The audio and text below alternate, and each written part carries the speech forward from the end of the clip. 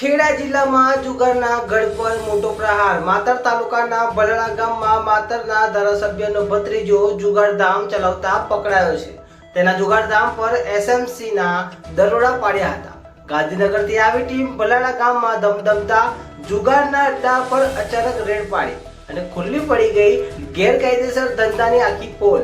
લાલ બાદશાહ નામનો શખ્સ ચલાવી રહ્યો હતો જુગારનો મોટો નેટવર્ક, પણ કાયદાની નજરથી બચી શક્યો નહીં.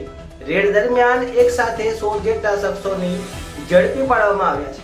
સ્થળ પરથી રોકડ રૂપિયા 32,650 કબજે. માત્ર એટલું જ નહીં, 3 કાર અને એક બાઇક સહિત 18,25,000ના વાહનો જપ્ત કરવામાં આવ્યા છે. સાથે સાથે 14 મોબાઈલ ફોન પણ પોલીસના હાથમાં, જેની કિંમત અંદાજે 90,500 રૂપિયા. એક જ રેડમાં કુલ 22,36,750 રૂપિયાનો મુદ્દામાલ કબજે. ભલાડા ગામમાં મચ્યો ભારે હડકંપ.